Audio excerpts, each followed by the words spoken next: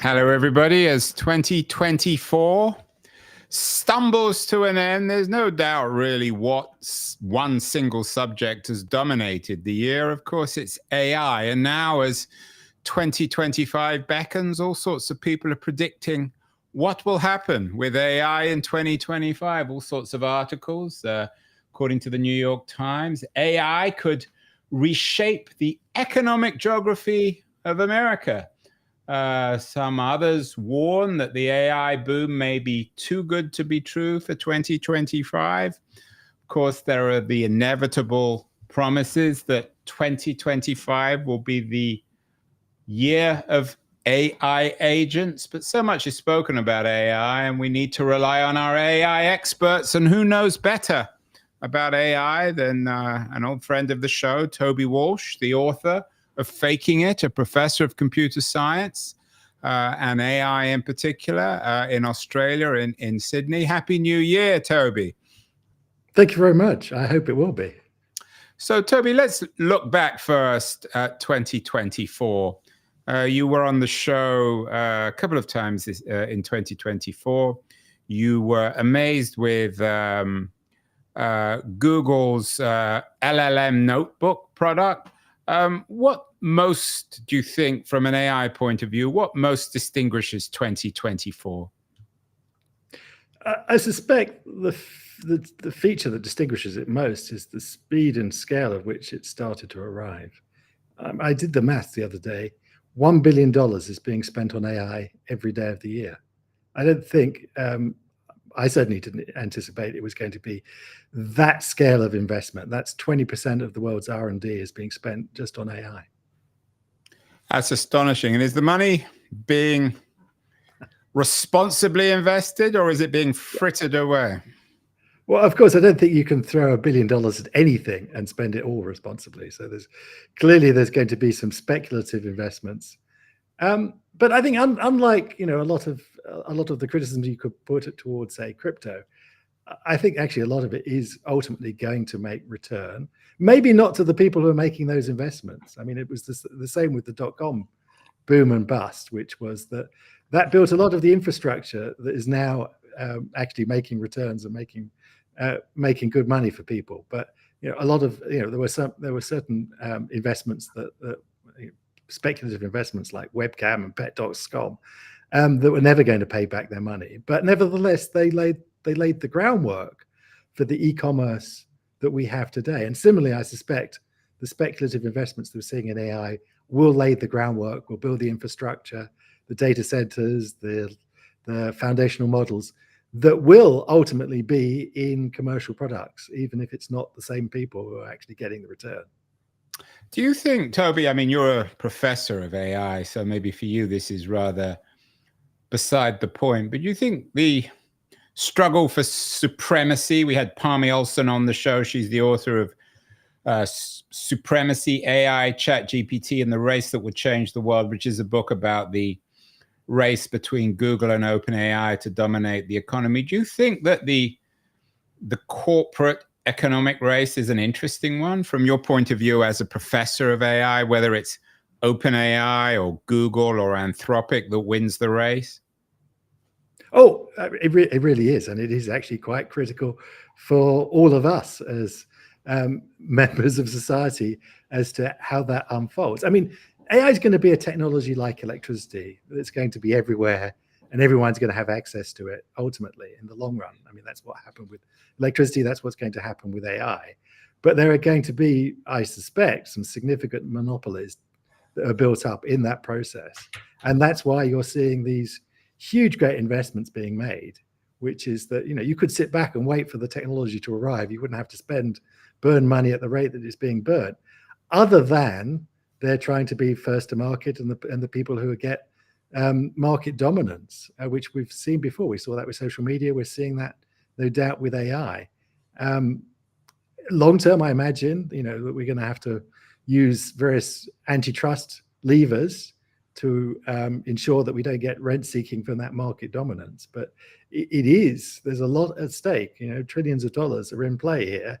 And that's why these tech companies are making these very large bets, because it is going to give them a significant advantage, in at least in the short term, as to who is first to market. You had an interesting X earlier this week about Microsoft and OpenAI coming to what you call a financial definition of AGI. Is the OpenAI story an important one in terms of their attempt to essentially literally have their cake and eat it, have the principles perhaps of a non-profit, but the economic promise of a for-profit company? Is that an important story? Was it in 2024? Of course, it began in 2023 with the ousting of Sam Altman and then his return, and it no doubt will feature a lot in 2025 too.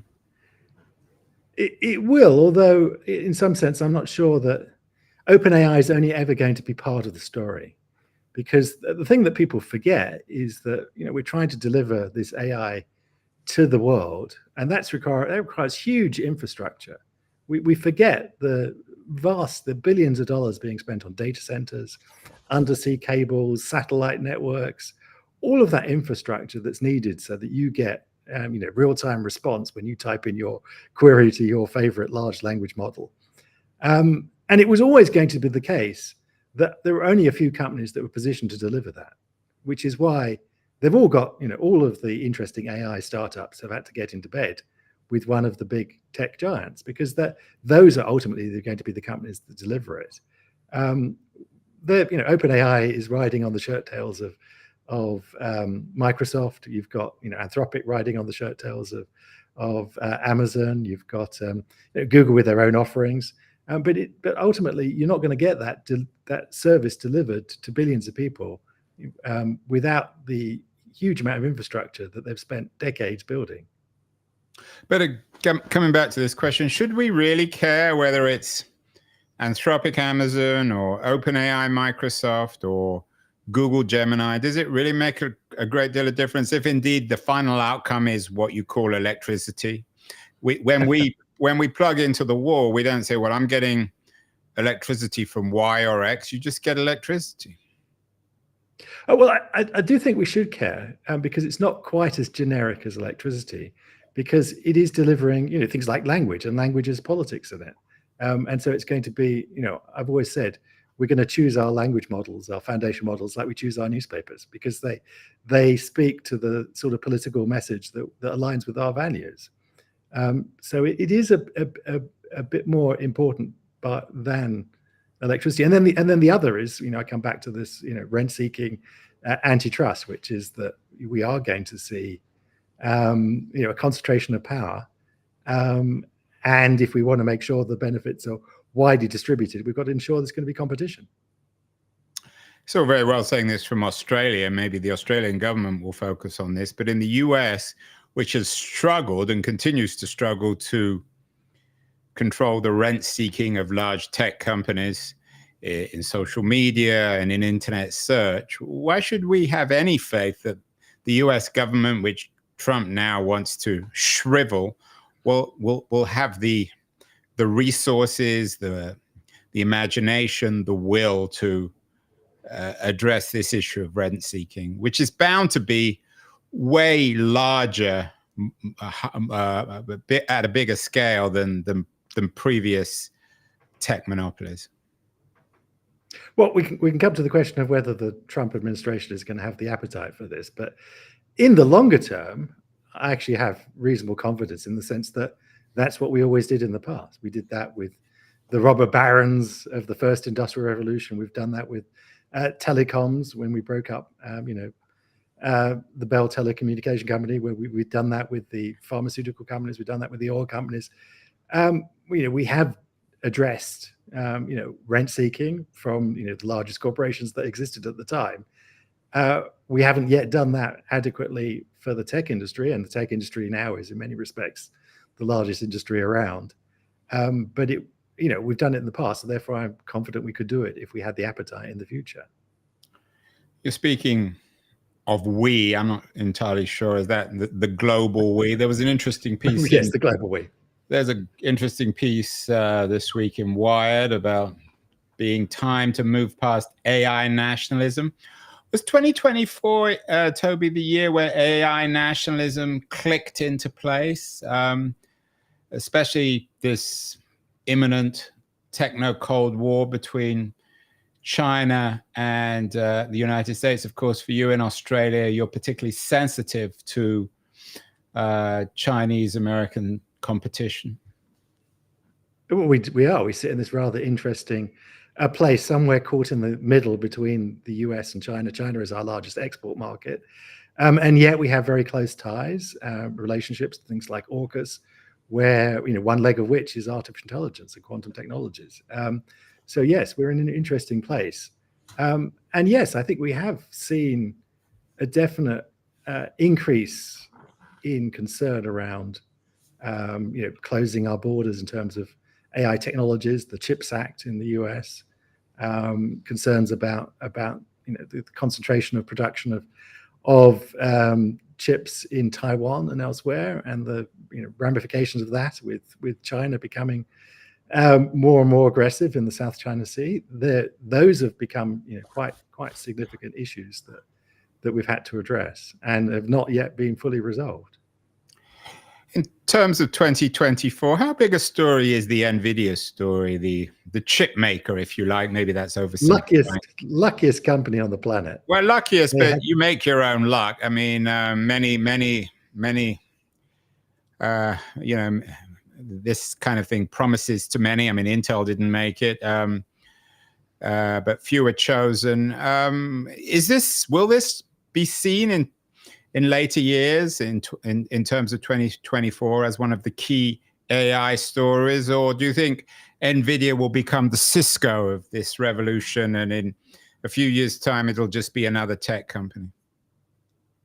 Well, I think the Cisco fate is one that NVIDIA should be worrying about desperately, which is that what they build may become a commodity itself. At the moment, they have a certain technical lead, a technical advantage. No one else is building GPUs that are quite as good as them. But it's not clear that they can maintain that lead. And Intel, who you mentioned before, is a wonderful warning story, that the company that rode the wave of the personal computer revolution and built most of the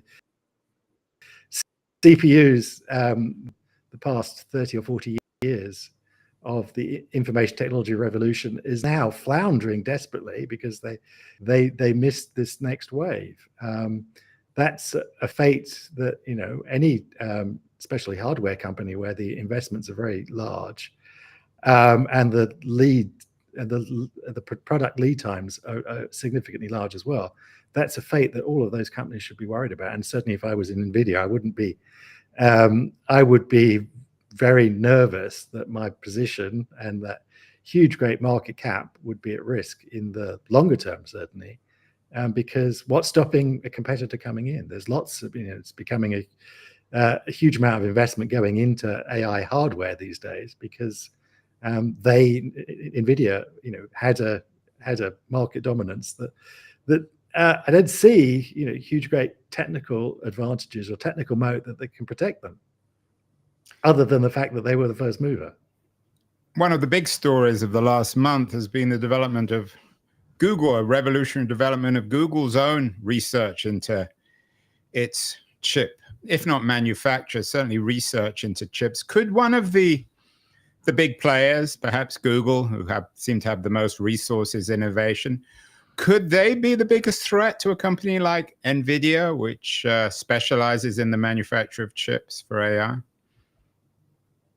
Yeah, I think it would have to be one of the big tech companies because it costs billions of dollars to build yourself a chip fab these days. It's a big business, and whilst there are lots of startups playing in the space, I suspect they're playing to be bought by one of the players that have the deep pockets necessary really to compete against the NVIDIAs, the Intels, the AMDs of the world. What didn't happen, Toby, when it comes to AI in 2024? It was supposed to be the year of the AI election in the US, the November presidential election, but we had very little on AI, and elections and fake news and all that sort of thing. Were you surprised that there weren't any more scandals around AI in the US election? A little bit surprised. I mean, there were some deep fakes that were used. The Republican Party put out a campaign advert that was all deep fake imagery. I suspect probably we've already got to the point in US politics where truth is such a contested notion. The idea of mixing in a few deep fakes hasn't really upset the apple cart too much, but which is more a reflection, I think, of the state of the political debate that we have today than it is of the technology. But yes, I was somewhat surprised that we didn't see more interference. It was not just the fact that you've got technologies that are very persuasive that can put out fake stuff, but the political interference that we've seen, foreign parties, foreign powers meddling in US and other countries' domestic affairs. That was actually, I think, perhaps more surprising. I've had a lot of authors on the show this year in 2024 with books about the threats of deep fake and the disappearance of truth. As you said, it didn't manifest itself in the political sphere when it comes to the American election. Do you think that fear in 2024 more broadly was overblown? We've had other people on the show saying that AI is just another medium, and just as everyone feared movies and television and radio is undermining truth and all the rest of it, we've always had these fears with AI and they won't be realized. I do think actually that's something in the long term that we have to worry about, that we're slowly eroding the notion of truth, and where we're undermining the old-fashioned media. We're undermining the credibility of that, and that slow corrosive effect that it's having on what we take to be truth. And we're seeing it now again, with anti-vaccine discussion and all of this. That slowly truth is a much more contested idea. The experts are less respected. What does that have to do with AI? I mean, with or without AI, people are questioning truth. AI is just helping to amplify that. It's that we've seen that trend. Social media has helped create that. Has had a very positive impact of giving voice to people who previously didn't have voice. But equally, it's given voice to people who are saying things that are destructive, are untruths. So all these technologies have enabled a slow erosion of where truth came from and what we accept to be true. So Toby, the AI, it wasn't an AI election in 2024. Most of the coverage of AI has been around these corporate developments: NVIDIA, OpenAI, Anthropic, Google, and so on and so forth. Lots of startups, billions of dollars, as you said, being poured in. I think you said $1 billion a day. What went under the radar? What didn't get reported about AI in 2024 that perhaps historians will look back and think that was really important in terms of the development, or perhaps the lack of development, of this technology?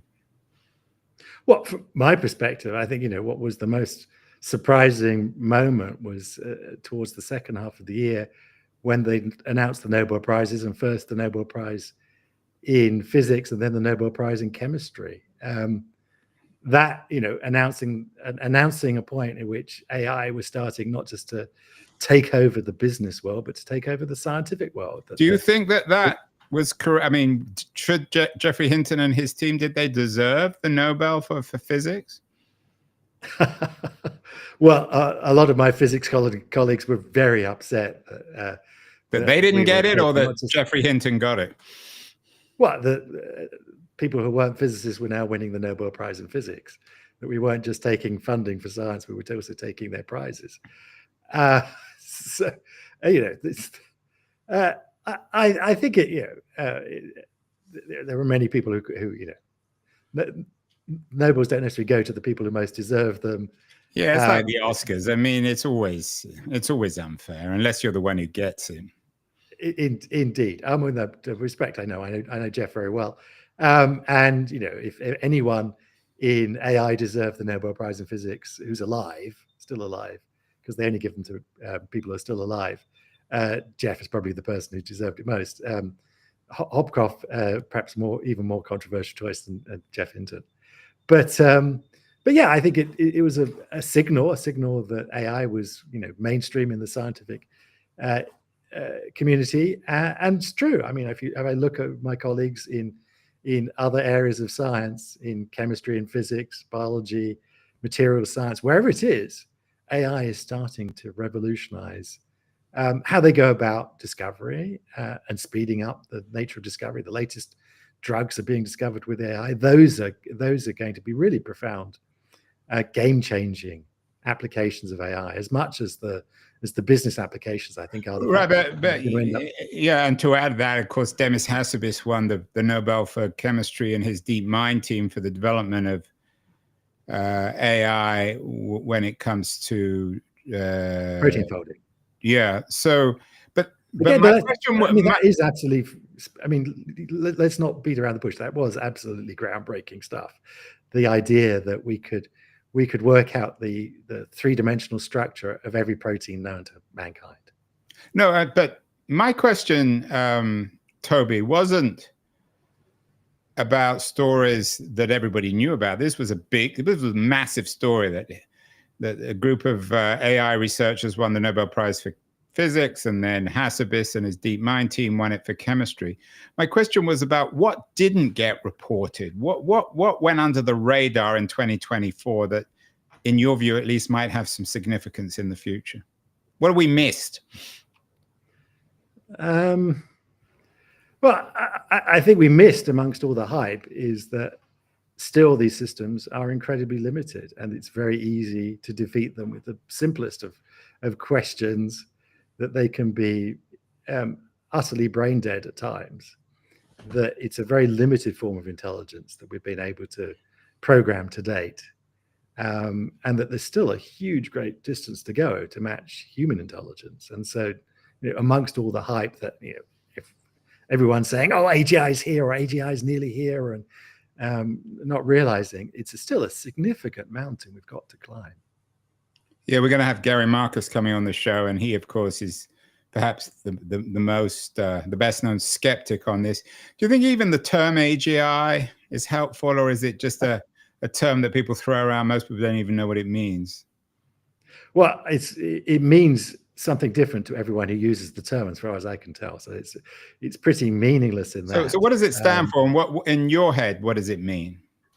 Well, it stands for artificial general intelligence. I think there's consensus on that, but at that point, the consensus starts to diverge whether it is an AI that matches all human capabilities, or an AI that matches all human economic capabilities. Microsoft and OpenAI have just now agreed a definition of AGI, which is when OpenAI is making, I think it's $100 billion. Yeah, $100 billion. That's what you tweeted. $100 billion in profits. So a year. So now it's well. I mean, the good thing about that is by economics. I'm not sure that is quantifiable. You can determine that we're still a long way from that, since they're losing about $5 billion a year at the moment, at least. Well, from what I've heard, Toby, the most important event in 2025 when it comes to AI is that you are coming out with a new book, The Shortest History of AI. It will come out in the spring, so we'll have you back on the show. It should be. I've had a number of the authors. It's a really good series, The Shortest History. We did Shortest History of Eugenics earlier. Give us a brief overview in terms of this shortest history of AI. I know you have a particular date where it all began.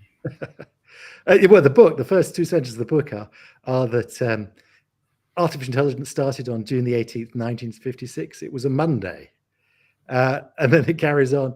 Appropriately enough, June the 18th is International Panic Day, which seems rather appropriate for the day on which we started to try and build machines that might think as fast as us, as well as us. So it's as the title might suggest, a short introduction to AI. The subtitle of the book is 6 Ideas Are All You Need to Know. And it's 6 chapters, one for each idea. And it was fun to write, I have to say that. So I'm hoping it's actually quite fun to read. It's because it's it is a rather irrelevant look at the history of AI, which goes back, well, to 1956. It's not irreverent rather than irrelevant. Yes. So we're almost 70 years into this, and it began, you said, on a Monday in 1956. 2025 will be the 69th year, I guess, of the history of AI. What should we be realistically looking for, Toby? When we begin to forecast the year, we're not going to get to AGI, but what could or should happen? What do you hope to happen in the history of AI? Get to AGI at some point, but not in 2025. No, not at all. So let's think about 2025. What should we expect? What would you like to see happen when we talk again this time next year? What would you like to be reporting on? I suspect AI is going to be just turning up in lots of parts of lots of workflows that you have.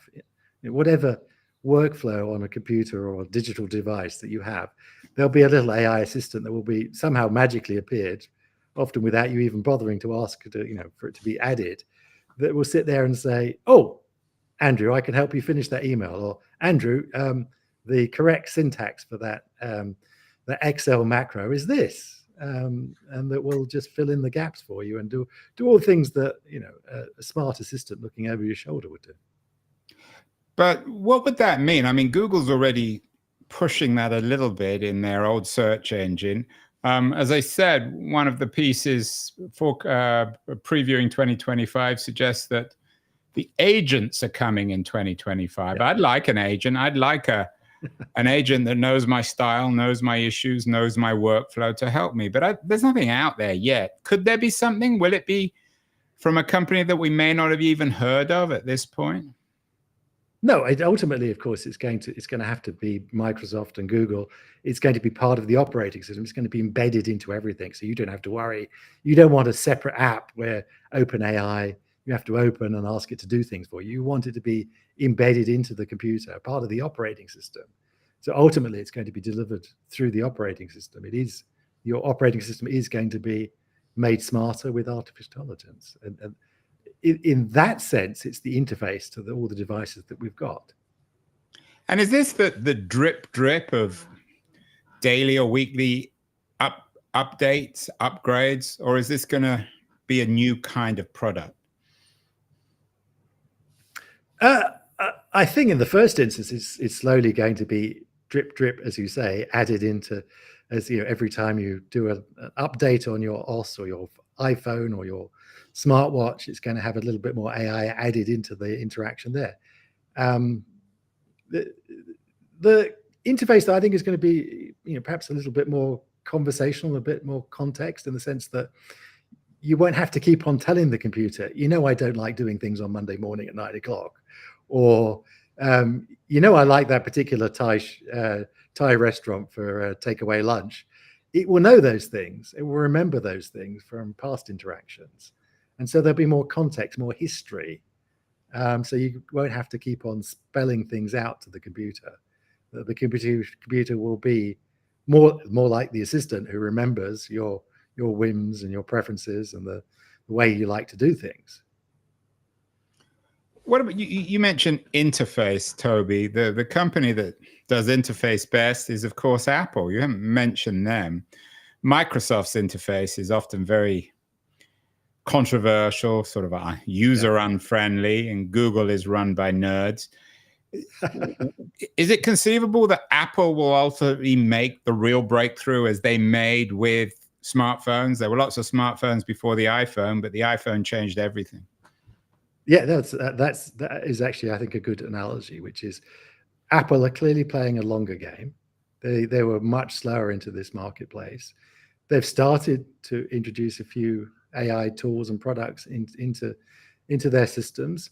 They've been much more careful to try and get it right. And then the other thing, which I think is going to be more and more critical over time, which is that they've played a much more careful game in terms of privacy and data. They waited until they could build systems where much of the AI happens on your phone, on the device. So you're not sharing your data with anyone. And where you are, where it actually has to run in the cloud, they're running it in what they call a secure cloud. Now, we've yet to see whether, quite whether that has the promise it suggests.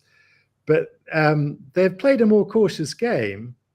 But Apple tends to do things in ways that make them easy to use, and therefore people are willing always to pay a premium for Apple products, because it's always a nicer interface, it's better integrated, it's a more seamless experience, and that's clearly what they're doing with AI as well. And I think that could pay off in the longer term. Microsoft, of course, is trying to get back into the game, trying to stay relevant. They've been the company that have been perhaps most aggressive, most throwing caution to the wind more than anyone else. Google somewhere in between. Well, the company, of course, that has made a brand out of throwing caution to the wind is Facebook. We haven't mentioned them.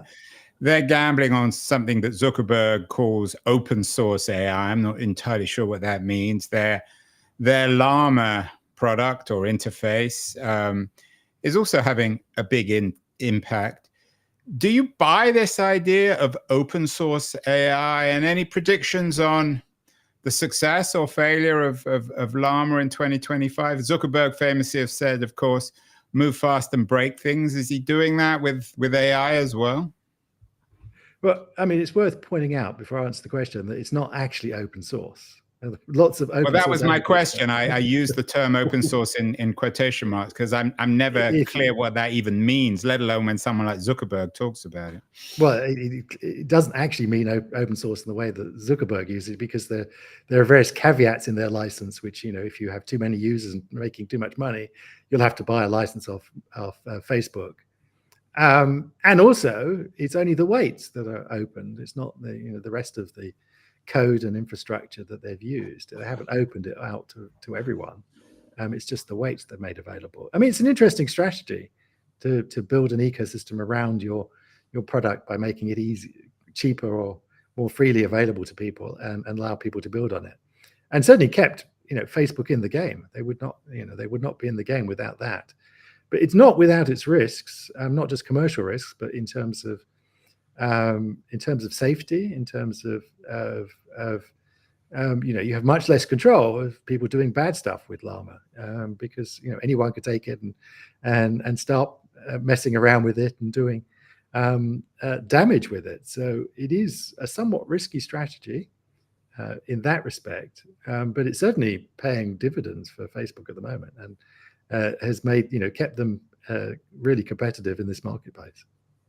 And of course, Facebook does have one advantage over its competitors, certainly OpenAI, Amazon, Anthropic, even Google, that it's got its collection of data platforms, user-generated data platforms, Instagram and Facebook in particular, to get its data from. So it's starting from an advantage, or is that the wrong way of thinking about it? Because all these AI, whether you call them platforms or applications, they all need data, don't they?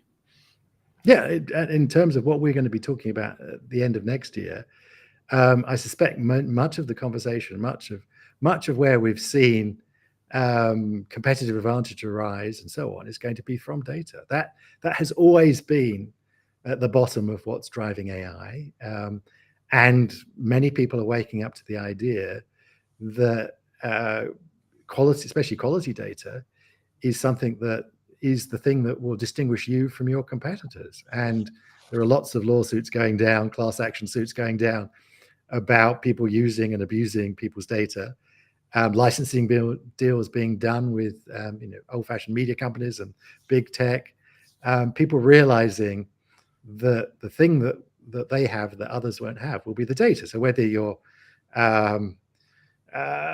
Bloomberg and you realize you're sitting on this treasure trove of financial data, or Elsevier and you realize you're sitting on this treasure trove of scientific data and publishing data, that people are going to wake up to the realization that the technology is pretty generic.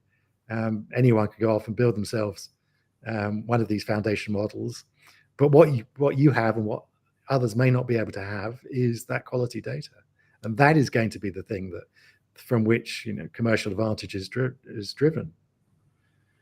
What about Musk's AI play? He's obviously a man in the news all the time, not perhaps the most popular fellow in the world, but certainly the richest man in the world. Is there a place for XAI in this brave new world? Well, I mean, to give Musk respect, he has gone from set something up and in a very short order built something that is competitive with some of the Grok is competitive at least with some of the best foundation models available. He's built some very large infrastructure to power that with. So and he's raised several more billions. I think it was another $6 billion recently to help pay for it. Although if you're the richest man in the world, why do you have to worry about raising another $6 billion? I don't know. Not exactly sure what's going on there, but certainly has built something that's competitive. And of course, you pointed out that Facebook has the advantage of all the Facebook, Instagram, WhatsApp data it can tap into. Well, of course, X can tap into all of the Twitter cultural memes that the world is typing away there, which is again a pretty unique advantage that they have there. The way you're talking about it, Toby, actually should be perhaps reassuring for people who fear one kind of monopoly or another. You're going to have the Facebook, Instagram, Llama, so-called open source model. You're going to have OpenAI, AIX driven perhaps by X. You're going to have the Google ecosystem. You're going to have the Anthropic Amazon system. So it doesn't sound to me, certainly in 2025, is we should expect anyone to win outright. We're not going to have a situation like in search where Google controls 95% of the market. Yes and no. No, I think you're right. Competition is perhaps one of the best things, the best things that we've got going to ensure that we don't have the rent seeking that we talked about earlier. But equally, when it comes to social media, why is it that the Meta has such a dominance? Is that actually advantageous for the social media user? If you don't like Facebook, you just have to log out of Facebook. You can't take your friends and all your data elsewhere. There isn't much of an alternative to Facebook in terms of... Especially if TikTok gets shut down by the US government. Yeah. It is a bit of a walled garden that it's hard, we have in various other places, demanded openness. In Australia, we have open banking. You've got to be allowed to, easily and quickly take your banking to someone else. That doesn't happen in social media because it's a walled garden. So, yeah, there is some healthy competition in terms of foundation models. You mentioned, a whole bunch of different models, but equally, there is still quite a bit of rent seeking going on in the tech space. That Google still has pretty much dominance of the search market outside of China. Meta has pretty much a dominance of the social media landscape, again, outside of China. It's interesting to think, well, why is it I have to keep on saying outside China? Because China regulated so that there was some, homegrown alternatives.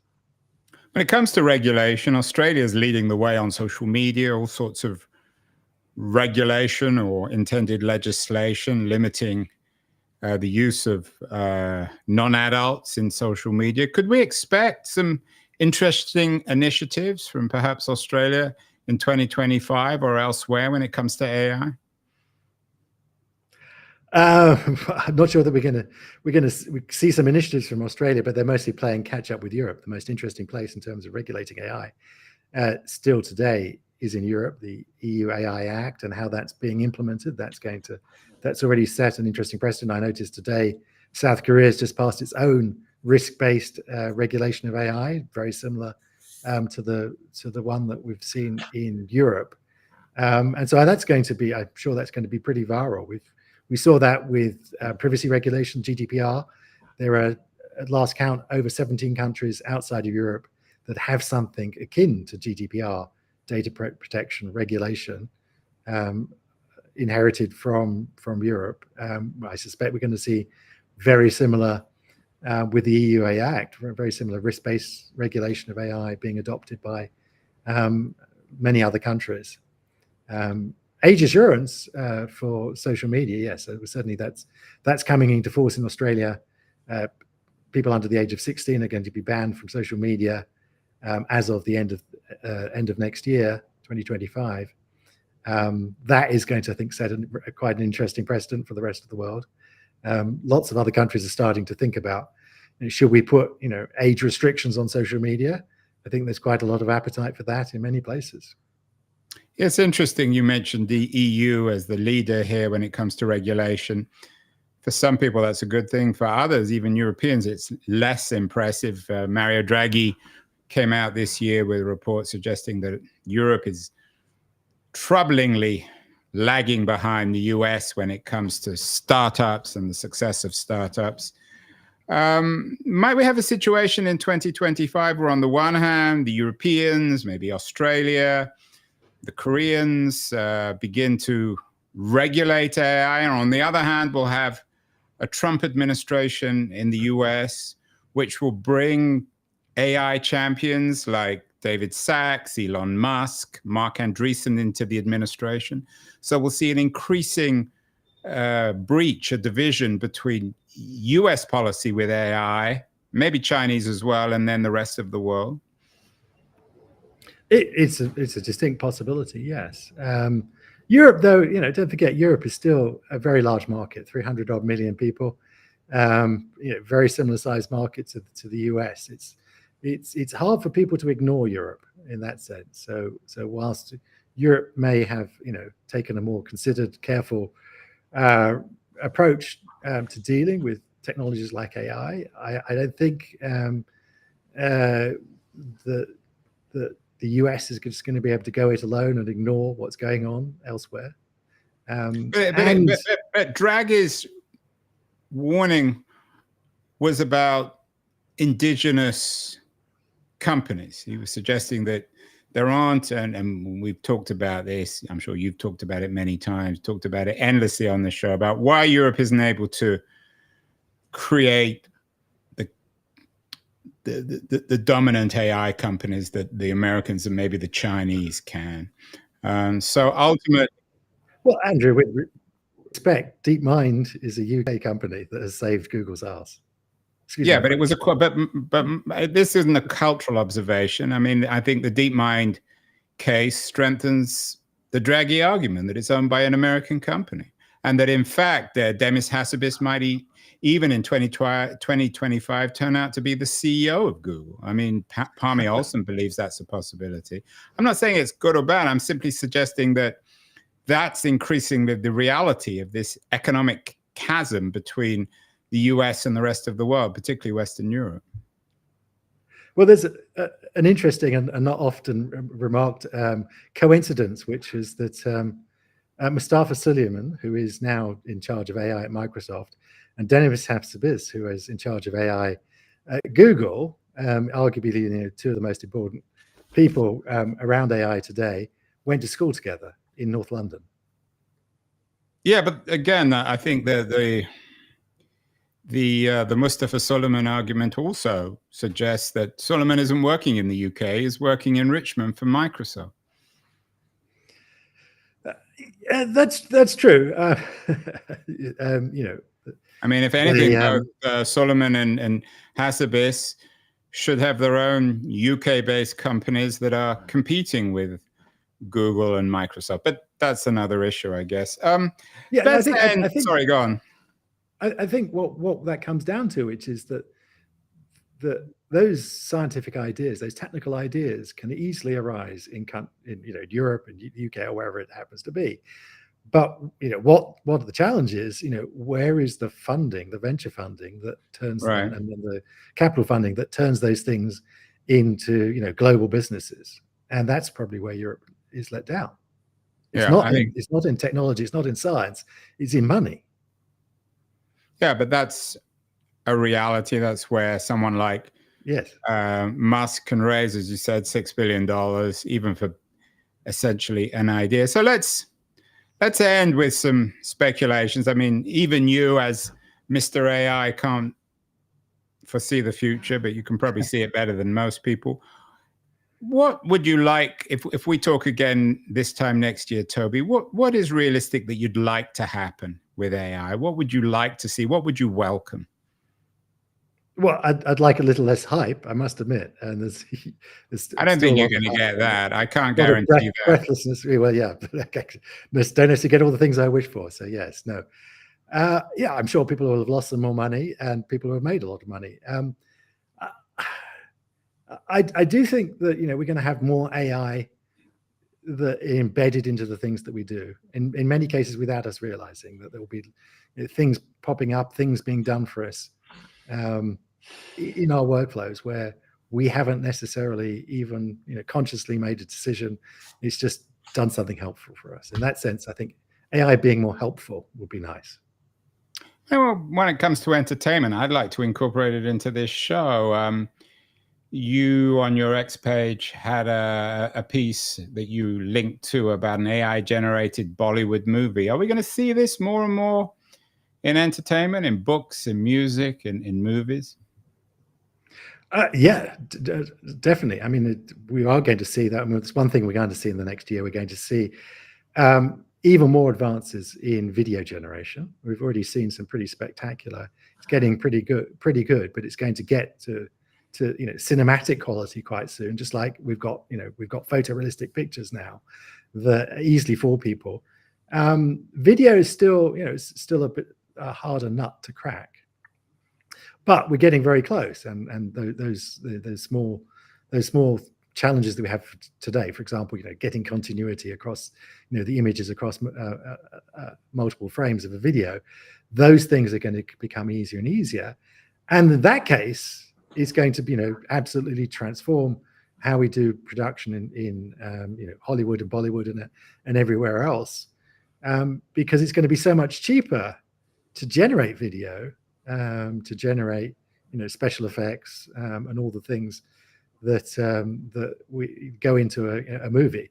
That, of course, leaves the storytelling. And computers are still not very good storytellers. If you watch, there's some trailers of potential AI movies out there you can watch. They're appealing to the eyes, but where they're let down is in the storytelling. So in that sense, I don't see humans being replaced, because the storytelling is still going to need to be done by humans, but the production is going to be increasingly done with these AI tools that can make very convincing, much cheaper than the special effects and animated video that we used to see. Well, maybe I'll have a job this time next year. Finally, Toby, what do you most fear? I mean, we haven't talked. The traditional fear of AI is smart machines replacing humans when it comes to work. We were talking before we went live that still lots of jobs available in Australia. Might we, at the end of 2025, do you fear the fact that this will begin to impact the medical industry, the legal industry, fewer and fewer jobs for lawyers and doctors and other experts? I'm somewhat fearful that that's going to happen, but actually the place I'm probably most fearful is the way it's going to impact military. We're starting to see that happen. It's really starting to see the tempo increase in terms of the technologies reach a sufficient capability and maturity to start being used. There's a lot of investment going in. We're seeing, and of course there are battlefields like Ukraine where all this technology is being tested out in the ultimate proving ground, which is real war. That we are going to see war absolutely transformed at a very rapid rate in the next couple of years, and that's already starting to happen. And that's something that does trouble me quite significantly. The nature of war, the character of war, the speed of war, the lethality of war, that is going to be just absolutely transformed by these technologies. Yeah, and it's particularly chilling, I guess, that the incoming American administration, the Trump administration, is being backed by people like Peter Thiel and Elon Musk, who are champions of the militarization of AI. Yeah. And indeed, if you remember, that's how we first met.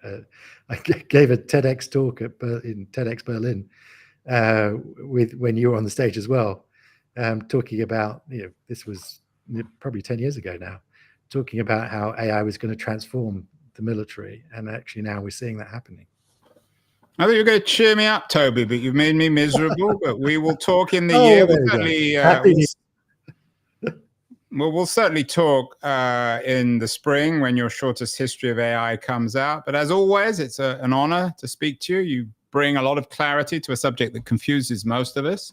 Happy New Year, Toby. And I hope I'll be around next year as a real person as opposed to a bot to talk more about the unfolding history of AI, probably the dominant subject of our age. So thank you so much. My pleasure, Andrew.